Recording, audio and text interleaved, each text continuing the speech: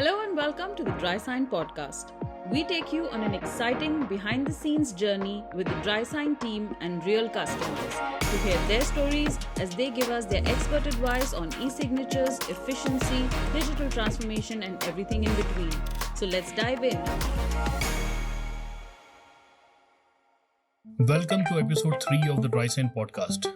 My name is Swapnil Mohite, Associate Director of Technology at DrySign. And today, I have with me Mr. Abheek Labroo, Product Lead DrySign. Welcome, Abheek. Thank you for this opportunity, Swapnil. It's great to be here today. Great. So, Abheek, today for our listeners, I wanted to discuss with you and talk about the different industries that genuinely see an impact and benefit from e-signatures. I also want to talk about what documents and workflows we are seeing DrySign being used for in the market. This would be an excellent time to take a deeper view of each sector and real-life use cases. So to start, I wanted to say that and put it bluntly, and not because I'm a tech guy, but very few industries today can survive without some sort of digital intervention. As we have seen, those who tried have failed and have had to take a step back. Blockbuster, for example. They failed primarily due to its inability to embrace and adapt to the digital revolution in the entertainment industry.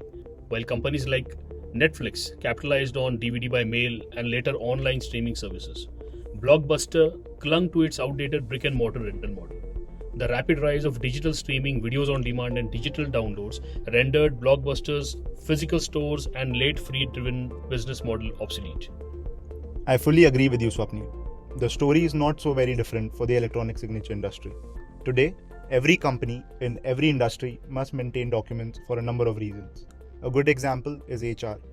Every company needs human resource management, and every HR department maintains hundreds, if not thousands, of documents depending on the size of the company. The questions that arise are, what do they do with all of this paperwork? What processes do they follow to execute their document signing workflows or to store their documents? Even digitally forward companies have yet not fully embraced the e-signature phenomena. Whereas the reality is that the paper and manual workflows, or even hybrid workflows for that matter, are already obsolete in many ways. So much has already been said about the benefits of automating your manual workflows. Hence, I will not get into that today. What I want to shed light on through this conversation with you is the number of uses that e-signature solutions like DrySign can have for a business, irrespective of the industry that it belongs to. Very true, Abheek. So if we are to let's start by listing the industries that benefit from e-signature use, I would say that the most prominent market that DrySign has penetrated is the IT sector, followed by the manufacturing companies. The BFSI sector is another big e-signature user, along with F&B, hospitality, retail, education tech, real estate, construction, healthcare, pharmaceuticals, logistics, legal, and even some government-related departments. If you see, it's a healthy mix of all sorts of businesses and companies and covers almost all major industries today. Yes, that's true. It's quite an expansive user market. What is interesting for me to know is what type of documents these companies or businesses are signing via DrySign or other e-signature platforms in general.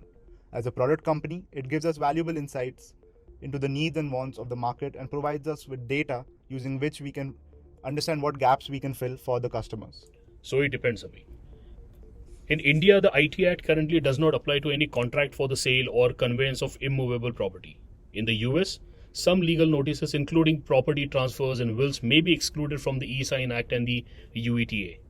Every country has definitive laws for what you can and you cannot sign using e-signatures. I'll let you speak about that later. Regarding what you can sign, the number is relatively high. If we look at DrySign's biggest user, the IT industry, you can e-sign a range of documents here that are common for almost every industry we have named here. For example, NDAs, board and shareholder agreements, offer letters, employee agreements, etc. In healthcare as well, consent forms, prescriptions, patient forms, discharge papers, etc. can be signed online. If we speak of education, again, application forms, scholarship forms, board resolutions, and so much more. So usage is very varied and relatively high in every industry. With more and more features being added, I believe e-signatures will be an essential solution for workflows very soon. Since I brought up the topic of e-signature laws, and I'm sure we will have an episode in future very soon that delves more into this topic also. But we know that each country has its own e-signature laws and compliances. Can you maybe share what you know about that? How does a regular user navigate this? Most definitely. If I have to dive in deeper, when you compare e-signature laws from around the world, you will find that they generally fall into one of the following three categories. minimalist, two-tier, and prescriptive e-signature laws. So, shall we begin with the minimalist electronic signature laws? Yes, please. These laws allow e-signatures to be enforceable in virtually every case, with very few exceptions. Countries with minimalist laws for electronic signatures include the United States of America, Canada, Australia, and New Zealand. Moving on to prescriptive electronic signature laws. Prescriptive laws are the strictest type of e-signature laws around the world. They need the right digital signature technology for them to be legally enforceable. This rarest type of electronic signature law are only adhered to in a handful of countries such as Brazil, India, Israel, and Malaysia. Okay. So last but not the least, the two-tier electronic signature law. I think you must be knowing about this because this is what is followed in India as well. Yes, but I would like the listeners to know more about it. Sure. The two-tier electronic signature law is a combination of both minimalist and prescriptive laws. Two-tiered laws can be tricky to navigate. Like minimalist laws, two-tier e-signature laws allow and accept all forms of electronic signatures for private agreements as long as both of the parties have agreed. However, like prescriptive laws, these laws also regulate the processes and technology which must be used for specific contracts. You will find that the two-tier e-signature laws are used in many European nations alongside China and South Korea. I would say that whatever country you belong to, every government has a helpline or official page with all of the information regarding their e-signature laws, what is allowed and what isn't. This information is straightforward to find out. I also suggest that whenever you decide that, okay, it's time that I move to digital documents and I'm going to start using e-signatures in my daily workflows and documentation processes, I would say do thorough research on the solution that you are choosing. You must ensure that whatever tool you use complies with your country's laws.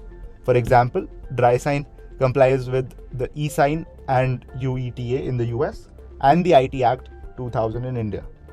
DrySign is also certified by Entrust, a global digital signature certifying authority in the US and other regions, and eMudra, an Indian government digital signature certifying license authority in India.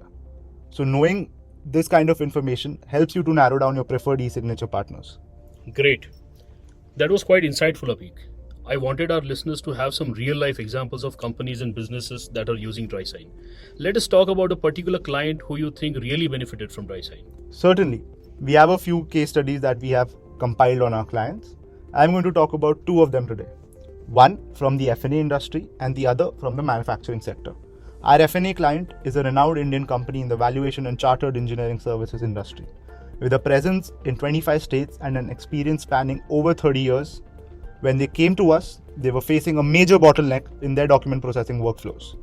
Being a valuation services company, they were dealing with a long list of documents daily, including loan agreements, tax forms, offer letters, mergers and acquisition contracts, and more for their customers.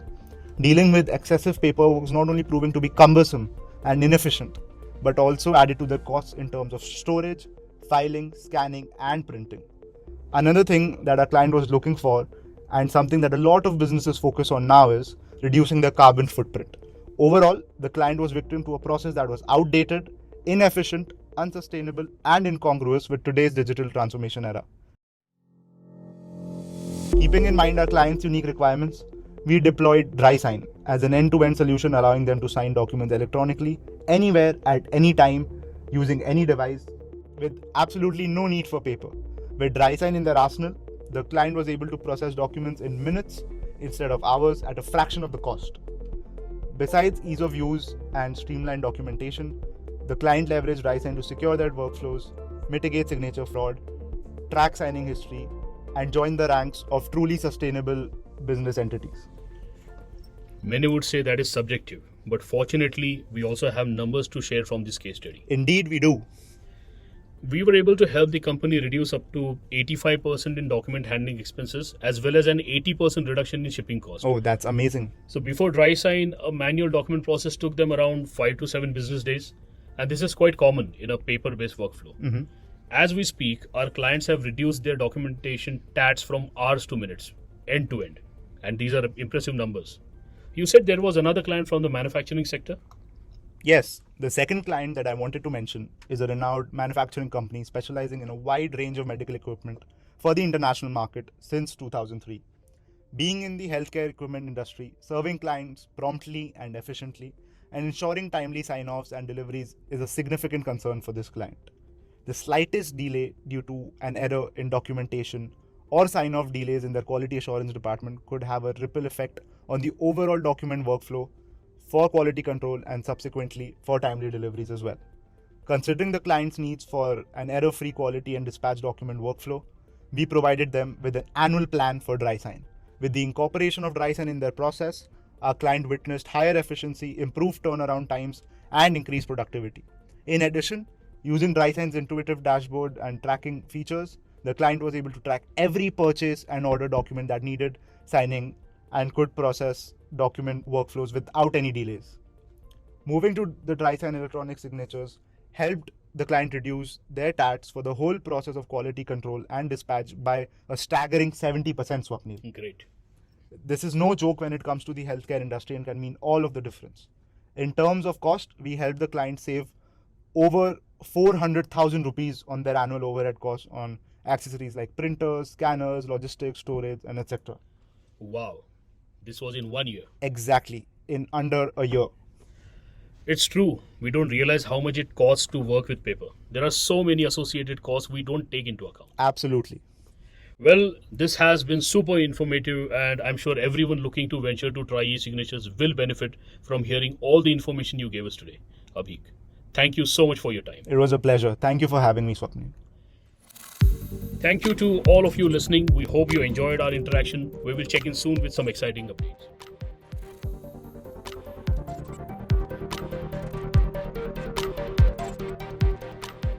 That brings us to the end of another episode of the DrySign Podcast.